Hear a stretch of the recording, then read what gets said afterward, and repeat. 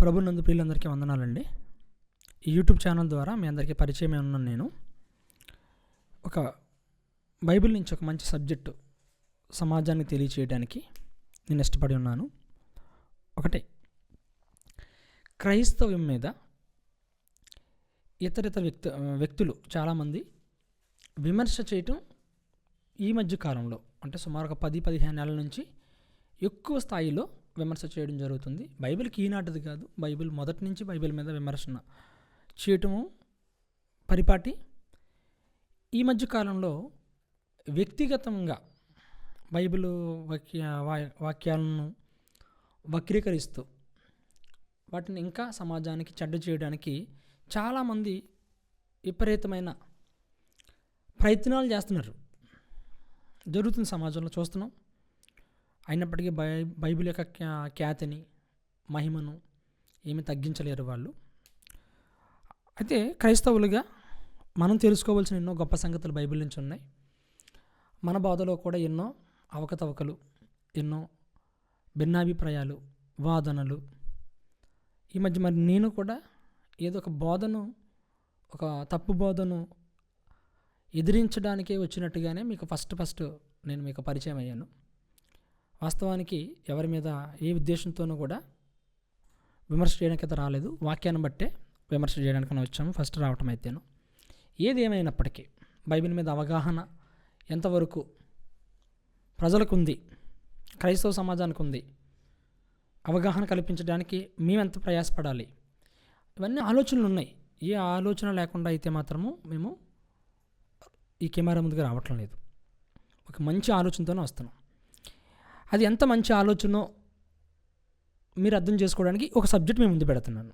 జాగ్రత్తగా ప్రియమైన దేవుని వారలారా, బైబిల్ మీద ఇష్టం ఉండి, బైబిల్ ఒక దైవ గ్రంథంగా విశ్వసించిన తర్వాత, క్రీస్తుని రక్షకుడిగా విశ్వసించిన తర్వాత మనం ఎలాగుండాలి సమాజానికి, ఎంత గొప్పది దైవ గ్రంథము, ఎన్ని ప్రమాణాలు కలిగింది దైవ గ్రంథము, భౌతిక ఆధారాలు, శాస్త్రీయ ఆధారాలు, సైంటిఫిక్ థియరీసు ఎన్నో ఉన్నాయి బైబిల్కి, ఎన్నో ఉన్నాయి.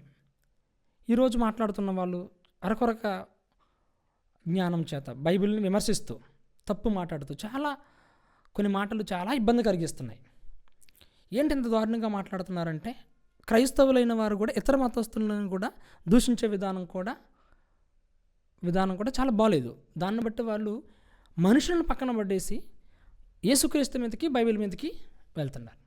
తప్పు చెప్పేవారిని, వ్యక్తిని వదిలేస్తున్నారు. బైబిల్ని, క్రీస్తు వారిని బాగా హేళన చేసి మాట్లాడుతూ, యేసుక్రీస్తు లేడంటాడు ఒకడు, బైబిల్ తప్పు అంటారు ఒకరు, ఏదేదో మాట్లాడుతున్నారు. బైబిల్ ఎంత గొప్పది అనడానికి నా వంతుగా ఒక సబ్జెక్ట్ చెప్తాను. బైబిల్ నుంచి 2 రిఫరెన్స్లు చూపిస్తాను. క్రైస్తవులైన వారు చాలా జాగ్రత్తగా 2 సందర్భాలు చూడండి. రోమీలు రాసిన పత్రిక, అపోస్తలుడైన పౌలు రోమీలకు రాసిన పత్రికలో 1వ అధ్యాయము 14వ వచనంలో, గ్రీసు దేశస్థులు కాని వారికిని, జ్ఞానులకును మూఢులకును నేను రుణస్తుణ్ణి అంటాడు. ఈ పత్రిక ప్రారంభంలోనే 14వ వచనం వచ్చేసరికి, గ్రీసు దేశస్థులు కాని వారికి, జ్ఞానులకు మూఢులకు నేను రుణస్తుడను అన్నాడు. ఇక్కడ 4 వ్యక్తులను చూపిస్తున్నాడు. గ్రీకు దేశస్థులు ఒకరైతే, గ్రీకు దేశస్థులు కానివారు యూదులు అవ్వచ్చు, మూర్ఖులు అన్నాడు, జ్ఞానులు అన్నారు. అంటే 4 వ్యక్తులని సంభాషిస్తూ అందరూ గ్రీకు దేశస్థుల గురించి ఒకసారి ఆలోచిద్దాం. ఇక్కడ గ్రీకు దేశస్థులకు నేను రుణస్తుడిని అనుకుందాం. ఈ సబ్జెక్ట్ని బట్టి ఎవరు ఈ గ్రీకు దేశస్థులు? ఎందుకు గ్రీకు దేశస్థులకు రుణస్తుడున్నాయి ఉన్నాడంటే, ఏమైనా అప్పు తీసుకొని ఏమైనా కట్టాల్సింది ఉందా? ఆయనకి ఏమన్నా ఫైనాన్షియల్ ఏదన్నా ఉందా? గ్రీకు దేశస్థులకి అపోస్తలుడైన పౌలు గారికి దేనికి వీరు రుణస్తులు అని చెప్తున్నాడు? బాగా ఒక క్వశ్చన్ వేసుకోండి దీని మీద, బైబిల్ చదువుతున్నవారు. అంటే బైబిల్ని ఎవరో ప్రసంగం చెప్పేస్తే ఆ ప్రసంగాన్ని మీద డిపెండ్ అయిపోకూడదండి. బైబిల్ మీద ప్రతి వ్యక్తికి వ్యక్తిగతమైన అవగాహన ఉండాలి. ఎవరు ఏ ప్రసంగాన్ని సమాజంలోకి తీసుకొచ్చినా ఆ ప్రసంగం యొక్క విధి విధానాలు సంపూర్ణంగా గ్రహించి అక్కడ ఆ ప్రసంగికుడు ఏ ఉద్దేశంతో దీన్ని ఇక్కడ ప్రస్తావించాడు అనేది వ్యక్తిగతమైన బైబిల్ పఠనం చేసి వ్యక్తిగతమైన బైబిల్ మనం ఫాలో అవ్వకపోతే మనం క్రైస్తవ్యాన్ని ఉన్నతమైన స్థితిలోకి తీసుకెళ్ళలేమండి. ఏదో మన సమాజం ఎలా తయారైందంటే నేను ఏదో చెప్తాను, నాకేదో జెండా పడతారు అంతే. ఆ పరిచర్య అనేది మీకు మేలు చేయదు. నేను ఈ సబ్జెక్ట్ చెప్పాలంటే సుమారు 2 గంటలు మీతో మాట్లాడాలి, కానీ ఒక 20-30 నిమిషాలలో నేను ఒక అవగాహన కల్పిస్తాను మీకు. బైబిల్ ఎంత గొప్పది అనడానికి, ఇంత చరిత్ర కలిగింది అనడానికి, బైబిల్ జ్ఞానం ఎంత మహిమకరమైనదో చెప్పడానికి మీకు ఒక అవగాహన కల్పిస్తాను. మిగతాది మీరు బైబిల్ మీద పరిశోధన చేసుకోవాలి, చూడాలి. ప్రతిదీ కూడా గుడ్డిగా ఎవరిని నమ్మకూడదు. అది నా సిద్ధాంతం అంటే నా అభిప్రాయం, అది నా వ్యక్తిగత అభిప్రాయం. ఎవరు ఏం చెప్పినా, ఎవరు ఏం మాట్లాడినా, నువ్వు బైబిల్ నువ్వు సొంత రీడింగు ఇది నువ్వు పెట్టుకోకపోయావనుకో, ఎవడొకడు ఏదో చెప్తాడు, దానికి నువ్వు అప్పటికి ఆ జ్ఞానం పరిమితానికి నువ్వు అయిపోయావంటే మహాజ్ఞానంలోకి వెళ్ళలేవు. ఎవరు ఏం చెప్పినా బైబిల్ దగ్గర స్కాన్ చేయాలి, ఓకే అని నిర్ధారణ రావాలి. ఇది అలాంటిదే ఒక్క మచ్చుతోనకగా మీ ముందు పెడుతున్నాను. ఈ గ్రీకు దేశస్తులు అంటే ఎవరు? వీరికి రుణస్తులై అనడానికి కారణం ఏంటి అపొస్తలుడైన పౌలు గారు? ఇన్ని గ్రీకు దేశస్తులు. ఇంకో మాట చూపిస్తా. 1 కొరింథీ పత్రిక 1వ అధ్యాయము 22వ వచనంలో, యూదులు సూచక్రియలు చేయమని అడుగుచున్నారు, గ్రీసు దేశస్తులు జ్ఞానమును వెతుకుచున్నారు. గ్రీకు దేశస్తులు ఏం వెతుకుతున్నారట? జ్ఞానాన్ని వెతుకుతున్నారట. గ్రీకు దేశస్తులకి ఏం కావాలి? జ్ఞానం కావాలి. యూదులకు సూచక్రియలు కావాలి. ఇది మీరు మొత్తం అధ్యాయము నేను మిమ్మలను ప్రశ్నార్థకంలోకి తీసుకెళ్ళి కొంత వివరణ ఇవ్వడానికి 2 సందర్భాల్లో మిమ్మల్ని 2 వచనాలు చూపించా. మీరు అక్కడ ఇక్కడ కూడా పైన కింద కూడా మొత్తం ఒకసారి చదివితే గ్రంథకర్త పరిశుద్ధాత్మ సహాయంతో రాస్తున్నప్పుడు ఏంటి మనకు తెలియచేయాలని రాస్తున్నాడు అనేది మీరు కూడా అవగాహన చేసుకోవాలి. అప్పుడు బైబిల్ చక్కగా అర్థమవుతుంది. ఏదో ఒక ముక్కను పట్టుకొని దానికి తల తోక లేకుండా ప్రసంగాలు ముగించేసామంటే కలిపి చెరిపేస్తారు వాక్యాన్ని. సమయ సందర్భాలు చాలా చక్కగా అర్థం చేసుకోవాలి. మీకు 2 సందర్భాల్లో చూపించాను. మొదటి సందర్భంలో పౌలు గ్రీకు దేశస్తులకు నేను రుణస్తున్నై ఉన్నానంటున్నాడు. అదే పౌలు గారు కొరింథీ రాసిన పత్రికలో గ్రీకు దేశస్తులు ఏం వెతుకుతున్నారు? జ్ఞానాన్ని వెతుకుతున్నారు అన్నాడు. ఈ గ్రీకు దేశస్తులు అంటే ఎవరు అనుకుంటున్నారు? గ్రీకు దేశస్తులు ఎవరు అని చెప్పటానికే ఈ ప్రసంగం యొక్క మూలం. 2 సందర్భాలలో పౌలు ప్రస్తావించిన ఈ గ్రీకు దేశస్తులు ఎవరు సమాజానికి తెలియాలి, క్రైస్తవ ప్రపంచానికి తెలియాలి, క్రైస్తవేత్తలకు కూడా తెలియాలి ఈ గ్రీకు దేశస్తులు ఎవరన్నది.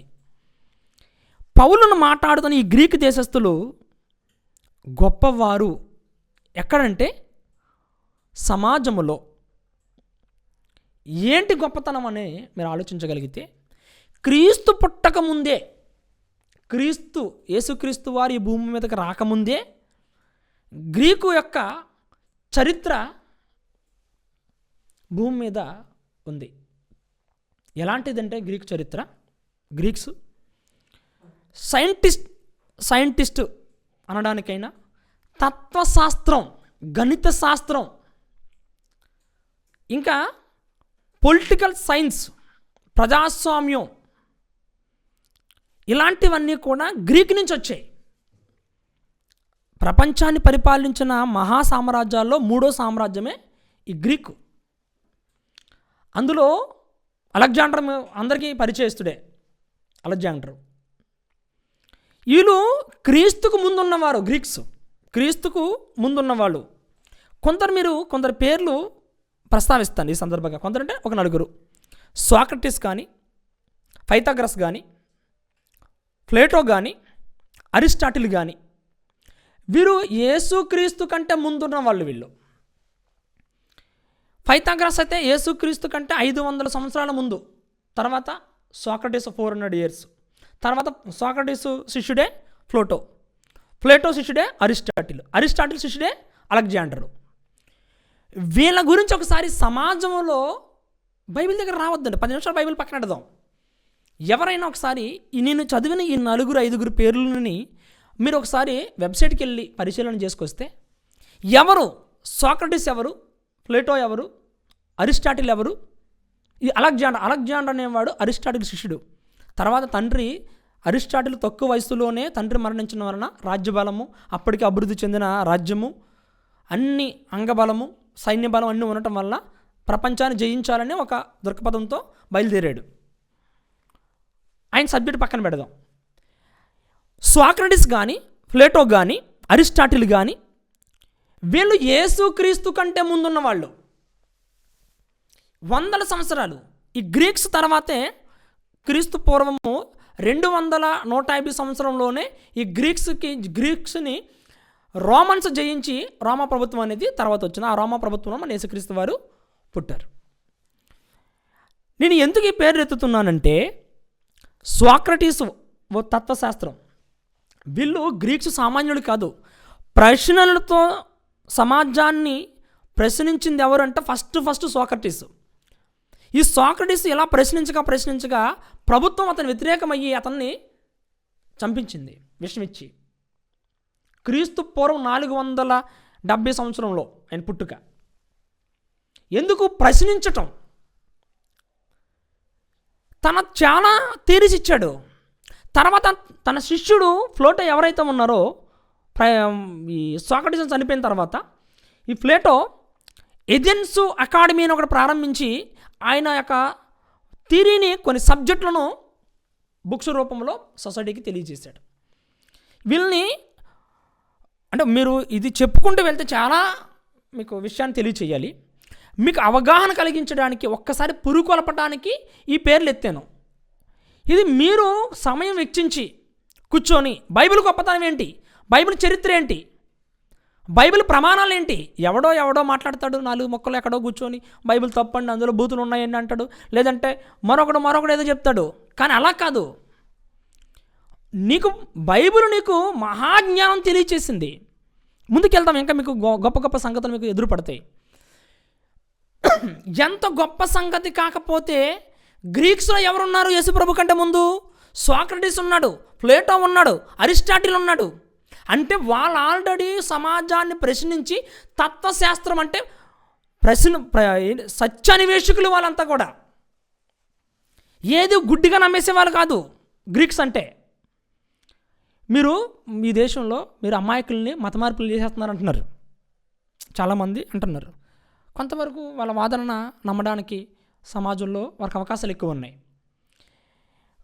ఈ సబ్జెక్టు పౌలు గారి దగ్గరికి వెళ్తే ఈయన ఎవరికి చెప్పాడు వాక్యం అంటే గ్రీక్స్కి చెప్పాడు. గ్రీక్స్ అంటే ఎవరు అనుకుంటున్నారు? ఏది పడితే అది నమ్మేసే వాళ్ళు కాదు. వాళ్ళు లాజికల్గా జ్ఞానానికి వాస్తవానికి దగ్గరగా ఉండాలి వాళ్ళకి. ఏది పడితే అది ఏదో మాయమంత్రాలు చేద్దాం అనుకుంటే, ఇంద్రజాలం మహేంద్రజాలం చేద్దాం అనుకుంటే నమ్మేసే సామాన్యులు కాదు. ఎందుకంటే వాళ్ళలోనే అరిస్టాటిల్ ఉన్నాడు, వాళ్ళలో ప్లేటో ఉన్నాడు, గణిత శాస్త్రం వాళ్ళది. అసలు ఒలింపిక్స్ ప్రారంభించిందే గ్రీక్స్ని మీరు కొట్టండి, గూగుల్ సెర్చ్ చేయండి. నాగరికతకు వారి దగ్గర క్లాసికల్స్ వాళ్ళ దగ్గర నుంచి వచ్చాయి. సంఖ్యాశాస్త్రం చెప్పింది కూడా పైథాగరస్ చెప్పాడు క్రీస్తు పూర్వం 500-600 సంవత్సరాలలో. ఇలా మన పిల్లల మ్యాథమెటిక్స్లో ఉన్న సంఖ్యాశాస్త్రం గురించి మాట్లాడుకుంటే ఇలా సైన్స్ డెవలప్ చేయడానికి వాళ్ళండి ఏది కూడా ఏదో నా ముక్కలు చెప్పేస్తే వినేసే వ్యక్తులు కాదు గ్రీక్స్ అంటే. వాళ్ళకి నిరూపణ కావాలి, సైంటిఫిక్గా కావాలి. వీళ్ళు యేసుప్రభు కంటే ముందున్న వాళ్ళు వీళ్ళంతా కూడా. వాళ్ళు అప్పుడు పుట్టి ఆల్రెడీ గ్రీక్స్ని ఎలా తయారు చేశారు? గ్రీక్స్ ఏథెన్స్లో విగ్రహారాధన ఉండేది బాగా. కానీ ప్రతిది కూడా తత్వశాస్త్రం కావాలి వాళ్ళకు. అందుకు అప్పటి సమాజానికి పౌలు సువార్త ప్రకటించిన కాలానికి ఆరితేరిపోయి ఉన్నారు వీళ్ళందరూ కూడా. ఎలాంటి క్వశ్చన్ చేసినా యేసుక్రీస్తు గురించి చెప్పగలిగే సామర్థ్యం కలిగిన వాడే అపోస్తలుడైన పౌలు. బైబిలు చిన్న వాళ్ళని కూర్చోబెట్టలేదు. బైబిల్ ముందు మేధావి వర్గాన్ని కూర్చోబెట్టింది. నేను పెద్ద మేధావిని అనుకుంటే అక్కడ ఆయన కూడా తీసుకొచ్చి బైబిల్ ముందు కూర్చోబెట్టింది. 1వ శతాబ్దంలో పౌలు చేసింది అదే. బైబిల్ ప్రమాణాలు అవి. మీరు లాన మార్చేసారు, ఏళ్ళు మార్చేశారు అనుకుంటున్నారు వీళ్ళంతా. బైబిల్ అర్థం కాకపోతే అర్థం చేయించుకునేవాడి దగ్గరకు వచ్చి అర్థమయ్యేటట్టుగా విను. క్రైస్తవ్యంలో కూడా చాలామంది బైబిల్ని కొన్ని వాటికి పరిమితం అయిపోతున్నారు. బైబిల్ గొప్పతనము నువ్వు పరిశోధన చేసుకుంటూ వెళ్ళు. ఉన్నతంగా అది మహాసముద్రం. అది ఐన్స్టీన్ ఏం చెప్పాడు?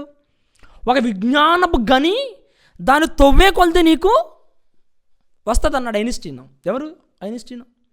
ఆడి తీరి కావాలి మనకు పిల్లల పాఠాల్లో. రవీంద్ర భారతి స్కూలు, ఒక స్కూల్ దగ్గర చూశాను, మీ పిల్లలు ఐన్స్టీన్ కావాలనుకుంటున్నారా, మా స్కూల్లో జాయిన్ చేయండి అని ఉంది ఒక రవీంద్ర భారతి స్కూల్ బోర్డులో. అంటే మేము క్రైస్తవులు బైబిల్ చెప్తే మతం అంటారు. ఐన్స్టీన్ కూడా ఎవడు యూతుడు. మీ పిల్లలు ఐన్స్టీన్ అవ్వాలనుకుంటున్నారా, మా రవీంద్ర భారతిలో చదివించండి అంటున్నారు. ఎందుకు ఎత్తుకున్నా అతని పేరు? సైంటిస్ట్ కాబట్టి, తన ఐక్యూ పెద్దది కాబట్టి. బైబిల్ మొదటి శతాబ్దంలో అపోస్తలుడైన పౌలు మహానుభావుడు గ్రీక్స్ని ఎందుకు ఎత్తాడు? గ్రీక్స్ మేధావి వర్గం, అదంతా కూడా మేధావి వర్గం. అలాంటి వారికి యేసుక్రీస్తుని ఏం చేశాడు?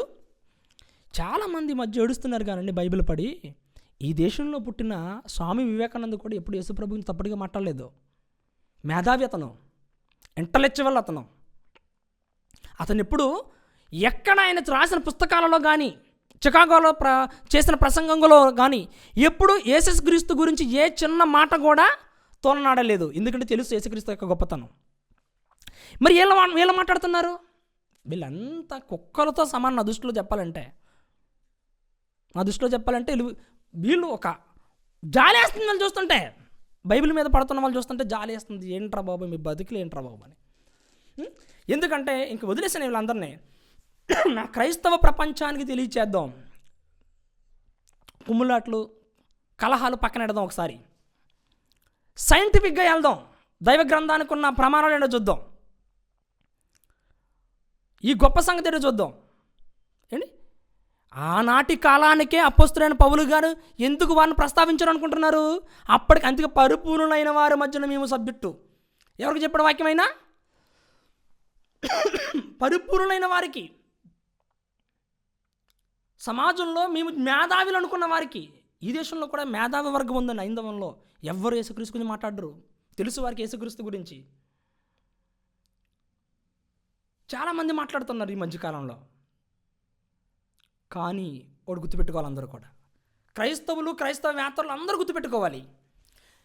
గ్రీక్స్ కంటే జ్ఞానులు ప్రపంచంలో లేరన్న సంగతి యావత్తు ప్రపంచ చరిత్ర అంతటికీ తెలుసు. అలాంటి గ్రీక్స్కి ఏం చెప్పాడు అపోస్తలుడైన పౌలు? నేను రుణపడి ఉన్నాను అన్నాడు. ఏంటి రుణము? యేసుక్రీస్తు గురించి ఒక సోక్రటీస్ లాంటి వాడికి చెప్పాలి, ఒక ప్లేటో లాంటి వాడికి చెప్పాలి. ఎవడైతే అడుగుతాడో, జ్ఞానాన్ని ఎవడైతే వెతుకుతాడో, ఇదిగోరా జ్ఞానం అని యేసుక్రీస్తుని తెలియచేయాలి. అది సువార్త.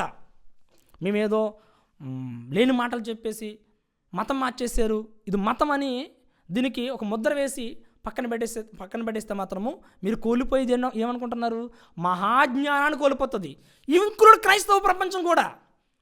క్రైస్తవ ప్రపంచం కొన్ని వాటికి పరిమితం అయిపోయింది. మహాజ్ఞానమైన బైబిల్ ఏం చేసుకుందంటే పక్కన పెట్టేసింది. బోధకులు ఏమన్నా చెప్తున్నారంటే, బోధకులు నీ బోధ రైటు, నా బోధ తప్పు, అది ఇదని రకరకాల వాదనల చేత వీళ్ళు కొట్టిమిట్టాడుకుంటున్నారు. మధ్యలో వీళ్ళు ఎటు కాకుండా క్రైస్తవ్యాన్ని మహాజ్ఞానం వైపు నడిపించకుండా వీరు కొంత క్రైస్తవ బోధకులు కొంత నాశనం చేస్తున్నారు మహాజ్ఞానాన్ని. అందుకే నేనేమంటానంటే, ప్రతిదీ కూడా పూర్వం కాలంలో అయితే ఇంత టెక్నాలజీ లేదు. మేము చదువుకున్న కాలంలో కూడా ఒక ఇంగ్లీష్ పదానికి అర్థం తెలుసుకోవాలంటే టీచర్ చెప్తాను, మళ్ళీ ఏదో సాయంత్రం శోషణ పెట్టించుకుంటేనో ఎవరైనా చదువుకున్న వారు చెప్తే తప్ప తెలిసేది కాదు. ఈరోజు ప్రపంచము ఈ టెక్నాలజీ డెవలప్ అయిన తర్వాత నువ్వు కూర్చొని 4 గోడల మీద కూర్చొని నువ్వు బైబిల్ పఠనం చేసి చరిత్రను తెలుసుకోవాలనుకుంటే ఎక్కడ ఏముంది, చరిత్రలో ఏం జరిగిందని ఇలా వికీపీడియా ద్వారా నీకు రావచ్చు, లేదా గూగుల్లో నువ్వు సెర్చ్ చేసుకొని రావచ్చు. ఎన్నో పుస్తకాలు, ఎంతో జ్ఞానం ఉంది. తెలుసుకొని ఇండివిజువాలిటీ జ్ఞానాన్ని సంపాదించాలి. ఎవడి మీద డిపెండ్ అవ్వకూడదు. బైబిల్ కలిగిన క్రైస్తవుడు ఎవడు కూడా ఒక వ్యక్తిని ఫాలో అవ్వారంటే మాత్రం విశ్వాసాన్ని కోల్పోతారు. వ్యక్తిగతమైన బైబిల్ పఠనాన్ని, వ్యక్తిగతమైన దేవుడి జ్ఞానాన్ని, వ్యక్తిగతమైన దైవ ఆరాధన, వ్యక్తిగతమైన ప్రార్థనా జీవితాన్ని మీరు సంపాదించుకోకపోతే ఎవడొకడు మిమ్మల్ని వంకర మాటల చేత శిష్యుని తమ వెంట విడిచికెళ్ళిపోయినట్లుగా కొందరు తమ సిద్ధాంతాల వైపుకి మనల్ని ఏం చేసుకుంటారంటే మలుచుకొని మన వలన వాళ్ళ లబ్ధి పొందుతూ పప్పం గడుపుకుంటారు. క్రైస్తవ ప్రపంచం మేలుకొని ప్రతి విషయాన్ని అర్థం చేసుకొని గొప్ప ఉన్నతమైన జ్ఞానం వైపుకి వెళ్ళాలి. అప్పుడు ఇవి రావు. ఇప్పుడు మురుకులుగా ఎలా మాట్లాడాలో అంతకు సమాధానం చక్కగా చెప్పచ్చు. గ్రీక్స్ ఎంత గొప్పవారు, అలాంటి వారికి పౌలు చెప్పాడు వాక్యం అని ఒక అవగాహన కోసమే మాట్లాడాను.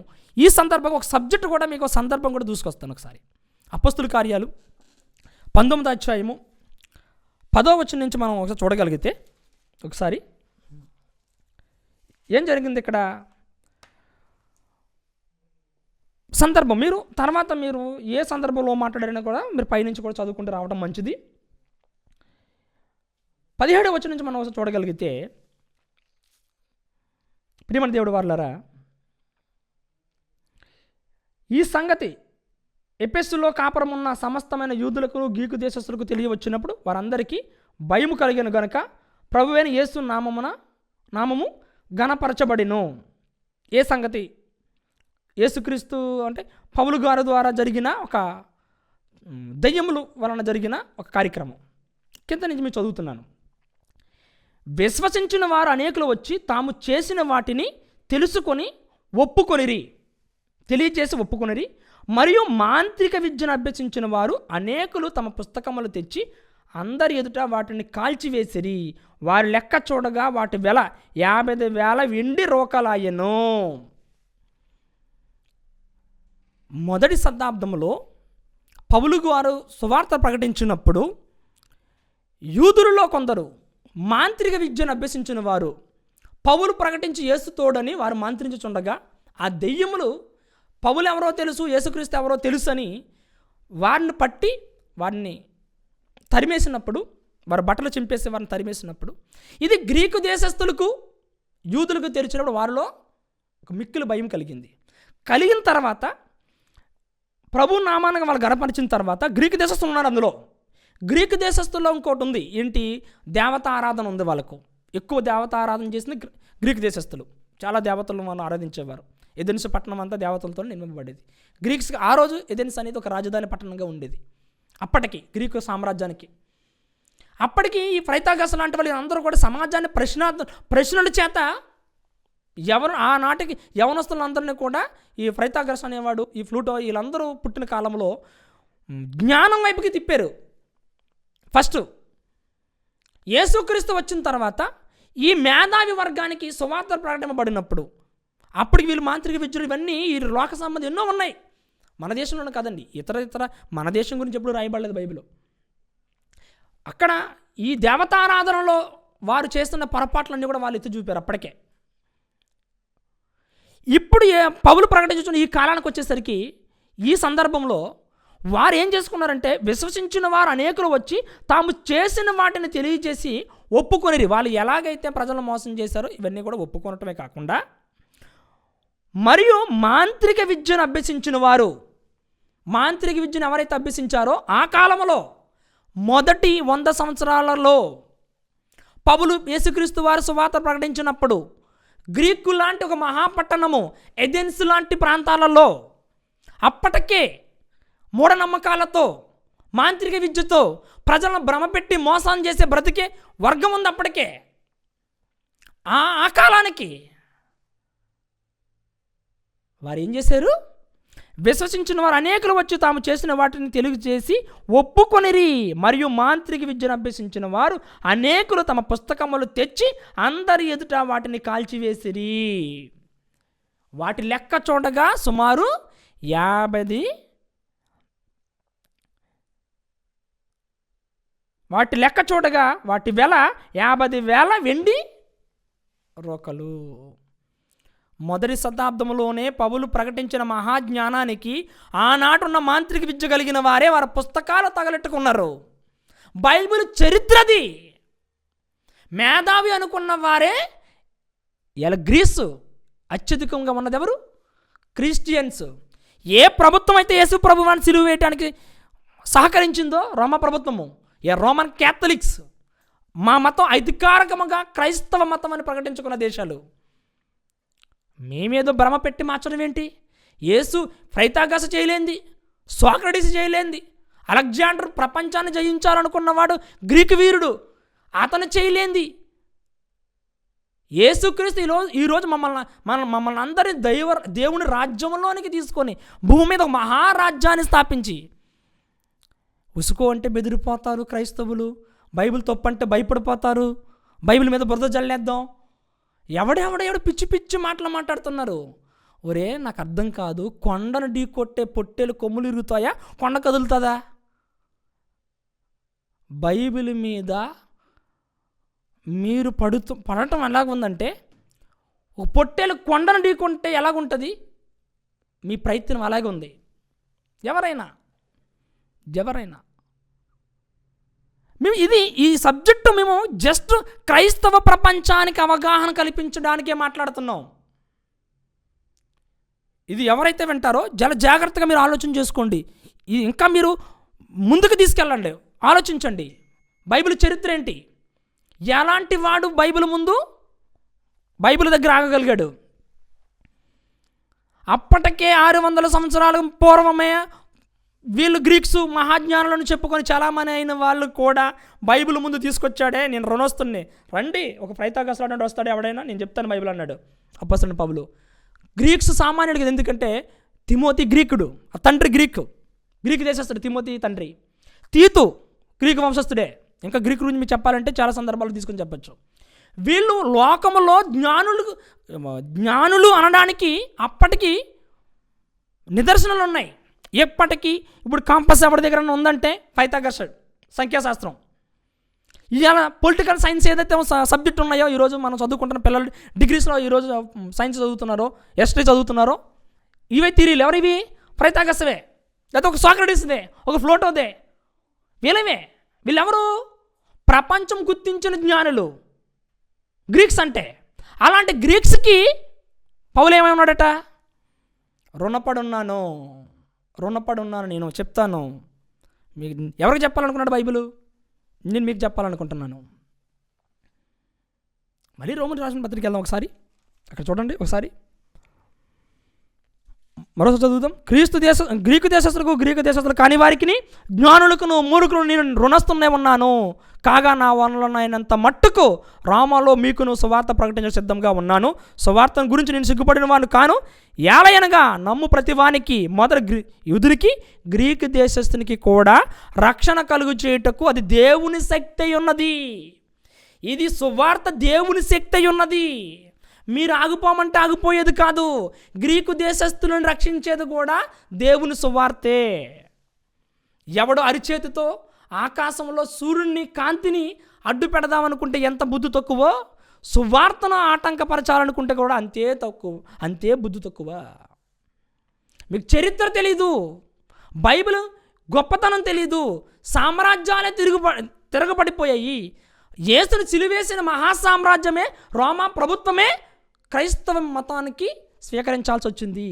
ఎన్ని దేశాలు స్వతంత్రంగా యేసుక్రీస్తును అంగీకరించాయి. ఈరోజు నిన్న కాక మొన్న వచ్చిన మన రష్యా ప్రధాని కూడా ఇంక్లూడ్, ఇక్కడ మమ్మల్ని తిడతారు క్రైస్తవుల్ని, క్రైస్తవ ప్రధానులతో స్నేహాన్ని కావాలని కోరుకుంటారు. అది అక్కడ పక్షపాతం అండి. బైబిల్ మీద పడేవారు, బైబిల్ విమర్శించేవాళ్ళు మీకు చరిత్ర తెలియకుండా, మాకు ఏమీ ఊరకనే బైబిల్ మాకు తండ్రి అయిన దేవుడు మా చేతిలో పెట్టలేదు. అన్ని ఆధారాలతో మేము కూర్చొని మాట్లాడితే చరిత్రను మీరు యేసు ప్రభువుని మీరు లేదనుకొని మీరు ఏమన్నా చేయగలిగితే చరిత్ర అంతా తప్పైపోద్ది, మారిపోద్ది చరిత్ర అంతా కూడా. ప్రతిదీ మీరు ఒప్పుకోగలగాలి. క్రైస్తవ్యాన్ని మీరు స్వీకరించడానికి ఇబ్బంది పడుతున్నారు కానీ మీరు ఈ సైంటిఫిక్ థియరీస్ ఏవైతే ఉన్నాయో, ఈ గొప్ప సంగతులు ఏవైతే ఉన్నాయో, ఇవి కాదని మీరు అనలేరు, ఎవరైనా అనలేరు. కానీ క్రైస్తవ ప్రపంచంలో ఉన్న బోధకులు కూడా సైంటిఫిక్గా ఎందుకు మాట్లాడలేకపోతున్నారు? ఎందుకు చిన్న చిన్న వాటికి గొడవలు పెట్టుకొని, అరుచుకొని, భక్షించుకొని ఒకటి మీద ఒకటి ఎందుకు ఇచ్చేసుకుంటున్నారు? మనకి బైబిల్లో ఆధారాలతో చూపించాడు దేవుడు. భౌతిక ఆధారాలు, సైంటిఫిక్ ఆధారాలు, భౌగోళిక ఆధారాలు అన్నిటినీ చరిత్రలో రాయించాడు దేవుడు. అన్నీ కూడా వీటన్నిటిని కూడా పక్కన పెట్టేసి నీ గురించి నా గురించి మన వ్యక్తిగతమైన ప్రసంగాలు చేసుకుంటూ వ్యక్తిగతమైన ఆలోచనతో ఎందుకు వెళ్ళాలి? నిజంగా బైబిల్ను సంపూర్ణంగా మనం పరిశీలన చేసి శాస్త్రీయ పరిజ్ఞానంతో మనం మాట్లాడగలిగితే ఎవడు యేసుక్రీస్తు జోలికి రాలేడు. ముందు మన కుటుంబం నుంచి మొదలు పెడదాం. క్రీస్తు మన క్రైస్తవం నుంచి దీన్ని ప్రారంభించుకుందాం. గొప్ప గొప్ప సంగతులు అన్నీ నీకు ఆధారాలు ఇచ్చాడు.